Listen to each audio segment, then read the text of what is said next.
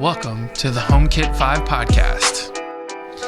We talk every week about the latest news in the Apple ecosystem for smart homes. I'm your host, Josh Owens, along with my co-host, Brayden Owens. Enjoy the show. Hello and welcome to HomeKit 5 podcast. I'm Josh. I'm Brayden. And if you're coming back and you've listened to our previous episodes, welcome back. We appreciate you continuing to listen. And if you're a fan of this podcast, be sure to go leave us a review on iTunes. That's the best way to help us right now. And share links on social media. We really appreciate that. We want to get more HomeKit news out to people. And we enjoy doing this as this is a project for us to kind of learn together and understand what's going on in the HomeKit Apple ecosystem. This week, we're going to talk about the Robin Pro Line video doorbell. We're going to talk about the IKEA gateway and a bit of a kerfuffle that happened there this week. The Me Honeywell kind of combo smoke detector that came out and a new heating device. Let's dive into it. You want to go first with the Robin? Yeah, I'll go ahead. So the Robin Pro Line video doorbell, it is the first video doorbell to actually support HomeKit secure video. It is powered over Ethernet. It is wired.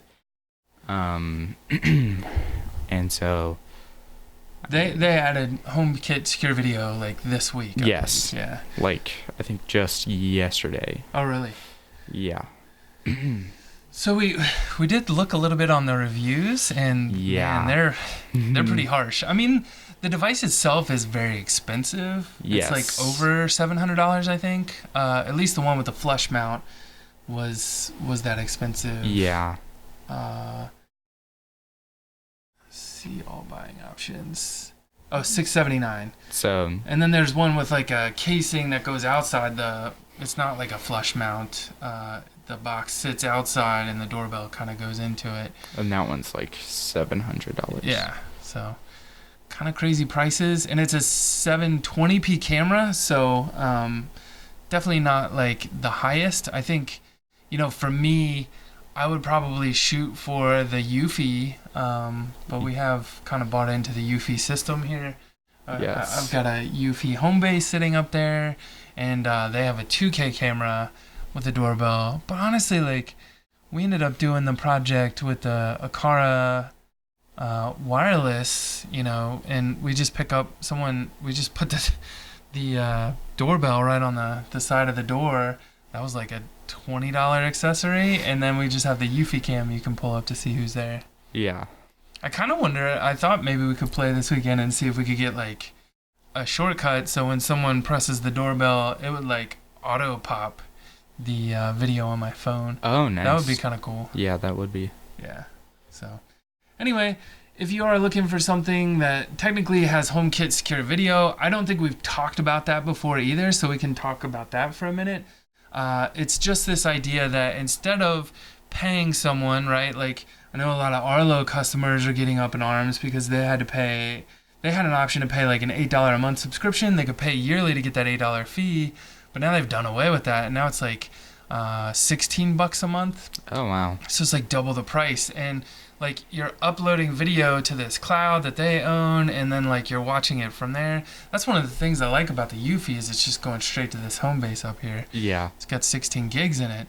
But with HomeKit Secure Video, instead of going to the vendor, it goes to your iCloud account.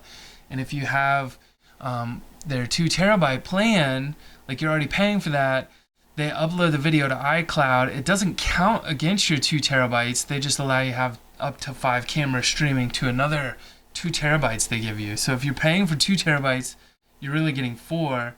2 you can use for your various devices, and then 2 for videos from your video cameras. So nice. Yeah, it's a cool feature. I'm kind of excited. I'm curious, like, if Eufy adds that feature, what does it look like, and can I flip it on and off? Because honestly, like, this thing's been working great with just local video, so I don't know if I'll even need HomeKit secure video, but yeah. So You want to talk about the gateway? Yeah. All right. So this was funny. I was sitting on the couch, I think either Thursday night or Friday night. Let's see, 3 days ago. It was probably Thursday night. I'm in a HomeKit Slack group, and someone's like, "Oh, yeah, there's some weird stuff going down with IKEA on Reddit," and they linked. They started by talking about the HomeKit blinds, which I think we talked about before. Like they released support finally for HomeKit for those blinds, but they force updated everyone with like new firmware. And when they did that, I got a new firmware. I actually haven't been able to get the gateway to work since they pushed that out. Really? I guess it changed the name of the devices that showed up in HomeKit, and then all of a sudden, they stopped responding, and I tried to reset my gateway. That didn't work. Through the software. Then I tried to reset it up as a new thing. That didn't work. I think I'm gonna have to hard reset it. But one of the things that they announced is that there were bugs when they rolled this out. This was from someone who is on the IKEA Home Smart team. They talked about it on Reddit, and they said if you are affected, the fix could cause your devices, once again, to lose their name or group configuration in HomeKit. We understand that this could cause a lot of frustration, but the fix is necessary in order to provide you with the best experience in the future. So it sounds like they're just having some trouble with the firmware updates here. And the admin of this particular Reddit group got really, really, I don't know, I guess pissed off. He started responding right away. He said, "Sorry, trad free, but it's too late. You guys are treating our community like crap," and he actually blocked the account from being able to post in the subreddit, which was crazy to me. I'd rather be able to come here and see what's going on and post stuff and know that potentially people from IKEA are looking at it and they're like, "Oh yeah," I've actually seen some responses where IKEA will respond. They're slow, but they'll say "Oh, try this," and it'll fix someone's problem. So I'm definitely glad. It looks like they've sorted it all back out, and they've kind of set some ground rules on how the subreddit's gonna work now. Okay. Yeah, so I think it's definitely good now that they've done that, and I'm glad to see, they released something they released this gateway update 2 weeks ago, and they're just now acknowledging that there's problems and that there's going to be another update, and it'll probably make you set everything up again. So, I mean, when it comes to HomeKit automation, that's kind of a bummer, but at the same time, I'm glad they're at least addressing it. Yeah. So I think I might want to do the Rio. You want to do the Rio? Yeah. All right. So this one's actually pretty cool. So Rio Heating, it's a UK based company. They are all ready to launch the world's first HomeKit convection heater, I believe. That's what the proper term is, right? Yeah. Okay. So is it we're gonna be like cookies? They're gonna make us in a convection oven? So you can they have their own app and stuff, and so you can set these up in almost every room. Yeah. And just have all the different features that it has, well, it's they call it the Arc, the Rio Arc, and it's got this curved glass front to it, and right. It looks like it has a simple control to kind of see what the temperature is. Yeah. Then you can actually, in the app itself, you can create different groupings to have certain sides of the house heat up and warm. That's kind of cool.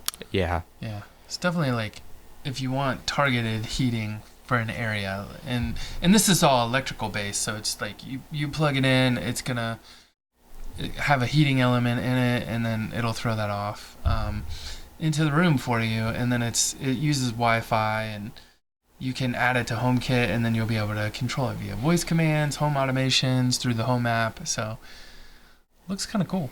Yeah, definitely does. But as far as we could tell, it looks like it's going to come out in March. The only thing we could find, it looks like it's coming out in the UK. So we're not sure this is going to be a US-based device.